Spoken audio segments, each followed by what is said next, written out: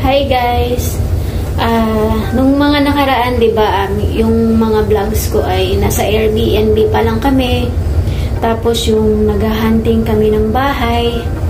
So, nakadami kaming hunting ng bahay bago kami nakakuha dito sa North York. So, bali parang 20 days kami sa Airbnb. Yung unang Airbnb namin, inabot kami ng 10 days. Tapos, lumipat ulit kami ng panibagong Airbnb. So, 10 days din yun. Yung huli naming Airbnb ay napunta kami sa Richmond Hill. Yun yung parang 900 Canadian dollar. Kasi yun yung pinakamurang Airbnb na nakuha namin. Pero yun nga lang, sobrang layo niya sa city. Tapos medyo mahal ang bus. Tapos yun nga, malayo talaga. Kaya ang suggestion ko po sa inyo dun sa mga papasok ng Canada na by Airbnb muna titira, i-target nyo yung malapit yung Airbnb nyo sa city. Kasi, kumbaga yung mga basic needs natin, kagaya ng mga bangko, malls, tsaka yung mga pupuntahan nating mga services is malapit lang sa kanila. So, yun. Ayun nga, andito na kami sa aming permanenteng uupahan na bahay. Basement lang siya, pero okay naman siya kasi hindi siya yung talagang basement na malalim. Kumbaga, naaarawan siya, tapos yung door, hindi naman siya ganun kalalim. So, may ilang steps lang na baba, tapos door na. So, ito po yun. Ito pala yung aming main door, guys. Yan yung papasok. Yan. Tapos, itong room na ito ay para sa... Ito yung parang... Basta, ang mga importante ito sa bahay. Para mga heater, ganyan. Tapos, ito yung aming washing area. Ayan, washing machine. Tapos, ito yung dryer. Yung mga gamit na nandito, guys, ay bagong-bago kasi kami yung unang-unang tenant na titira dito. Kaya siya, ganun, bagong-bago. Tapos, ito yung aming mga cabinets. May konti na siyang pagkain kasi nga, para makakaraos muna kami. Hindi pa talaga kami, kumbaga, namili para sa stock namin. Ayan.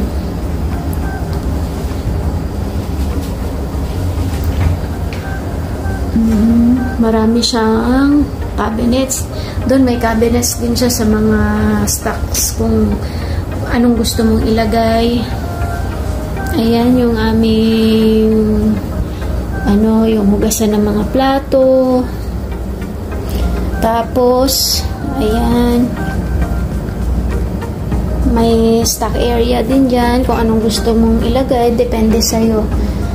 Tapos kapag katuyo na yung mga utensils natin, yung mga baso, mga kung ano-ano, plato, yan, dito natin ilalagay.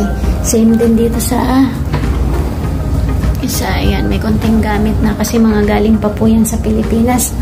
Especially yung mga gamit ng anak ko na pang baunan ng mga pagkain para sa school, para hindi na kami bibili. Ayan yung lunch bag nila, lunch bags. Ayan, kasama na rin sa akin dyan para hindi na kami bibili.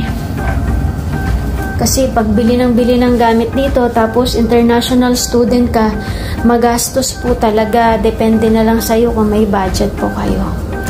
Ayan, yung mga mga eco bag dito, tinatabi po namin kasi pinapractice nila dito yung bring your own eco bag. Kasi kung wala kang eco bag, bibili ka. So, parang ganun din naman sa atin, no? Tapos, ayan, yung lutuan nila, infrared oven. Ayan, kahit ano naman yatang gagamitin mong mga pans and ayun, pans nga ang mga gagamitin mo dyan, o mga kaldero. Ayan, may ano rin siya, oven, pang bake. Ayan, tapos syempre para hindi mangamoy yung ating kusina, ayan, meron silang exhaust fan dyan. Ayan, yung ref pala guys, ayan, provided na yan. Ito na mayari. Siguro ref nila to dati. Ayan. Yung mga ref nila dito, malalaki talaga kasi parang uso sa kanila yung malalaki na yung mga para siguro hindi ka labas ng labas, ganun. Ayun. Tapos, pansamantala, bumili muna kami ng TV. Saan ka bumili ng TV? Sa online, sa Walmart. Online lang. Yung mister ko bumili siya sa online Walmart. Parang ang bilis lang. Gabi siya nag-order tapos kinabukasan nandiyan na, no? Umaga nandiyan na kaagad. Sobrang bilis. Tapos ayun, i-deliver lang siya dyan usually sa harap lang ng bahay, no? Harap lang ng bahay. Kakatukin ka o kaya minsan yung mga order mo online dito. Minsan parang dinadrop lang nila sa harapan ng bahay mo, walang kukuha, no? So, very safe. Hindi kagaya sa ibang lugar na pag may naiwan sa harapan mo, wala na. Pag uwi mo, wala na, hindi mo na makukuha. Tapos, halos maliit lang ang aming living area. Halos talagang maliit lang. Yung mister ko nakaupo lang dun sa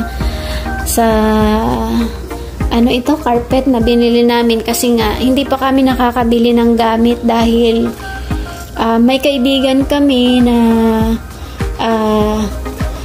magbibigay sa amin ng ibang gamit like mga kitchen things. So hindi ko pa alam kung ano yung mga yon. So maswerte tayo pagka may mga kakilala tayo, kamag-anak o kaibigan sa isang lugar kagaya nito sa Canada, napakalayo. So maswerte tayo kung may mga ganun tayong kakilalang tao kasi sobrang mahal din talaga ng gamit dito kaysa bibili ka. Maswerte ka kung may magbibigay sa'yo, malaking magiging tipid mo. Kumbaga, imbes na ipambili mo ng libo-libong gamit, magagamit mo siya sa mga basic needs nyong pamilya. Tapos, ito yung aming room. Ayan, okay naman siya. Pansamantala, guys, wala kaming bed frame kasi medyo may kamahalan ang bed frames dito. Magkano umaabot ang mga bed frames? 150? 150 pataas. Yun, $150 pataas. Ngayon, pwede ka namang mag-bed frame pero may mga, ayun nga, pwedeng second hand o pwedeng brand new. May mga apps naman kasi na pwede mong bilhin yung isang gamit na yun nga, second hand or branded na mas mura kumpara sa ibang mga stores kagaya ng IKEA, ganon. So, pwede kayong mamili kung anong gusto nyo. So, ayan, pansamantala kaming wala kaming bed frame. Tapos, since international student ka o international student ako, magpo-provide na lang kami dito ng table, study table para either gamitin ko or gamitin ng mga anak ko kasi dun sa room nila medyo masikip na. So, dito na lang kami magte-table. Tapos, okay naman. Meron namang anuhan ng damit. Andun, cabinet. Sliding door sila dito. Ayan. Dito, okay na kahit magdala ka ng maraming damit kasi medyo may kamahalan din yung mga damit dito, kaya maganda may dala. Swerte kami kasi may kapatid yung mister ko sa another part ng Canada, tapos yung mga excess nilang gamit kagaya ng mga puffer jacket binigay nila sa amin. Dala-dala ng mister ko yun nung nagbakasyon siya sa kanila. So, malaking bagay yun ang nagagamit naming pamilya ng mister ko at saka ng dalawang anak ko. So halos hindi kami bumili ng puffer jacket kasi mahal din talaga. So ayun, maswerte lang talaga din kami. Tapos ito yung room ng mga anak ko, pareho rin sa amin. Ayan, kutsyon lang ang binili namin sa IKEA guys kasi nga medyo mahal yung kutsyon. Magkano bili natin? $150, no? $150. Yun, mahal din talaga. So pag kinonvert mo sa peso yun, no, may kamahalan din. Kasi sa atin makakabili ka ng anong sikat na kutsyon sa atin? Foam lang yun. Ayun, yung alam mo may sikat na kutsyon sa atin na Uratex. Ayun, Uratex, no? So siguro alam nyo naman na ang Uratex ay matagal na talaga tsaka matibay siya. Dito walang ganun eh. Oo, walang Uratex na foam lang. Walang ganun. Ewan ko lang kasi dahil siguro bago kami, hindi namin alam kung sa ibang lugar merong mga ganun.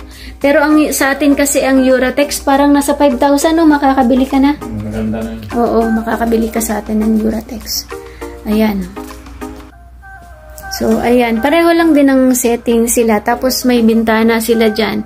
Pag nasa basement ka, importanteng, basement ka tumira, importanteng may bintana dyan. Tapos, nakakapasok yung liwanag. Kasi para nakikita mo kung anong nangyayari sa labas. Tsaka iba yung feeling ng may araw na pumapasok sa loob.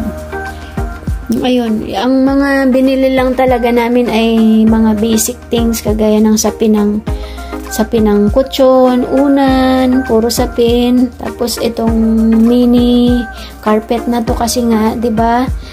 Dito kahit fall pa lang malamig ang mga sahig. Kaya magandang may naapakan silang warm na gamit. Lalo na sa paa. So ayan.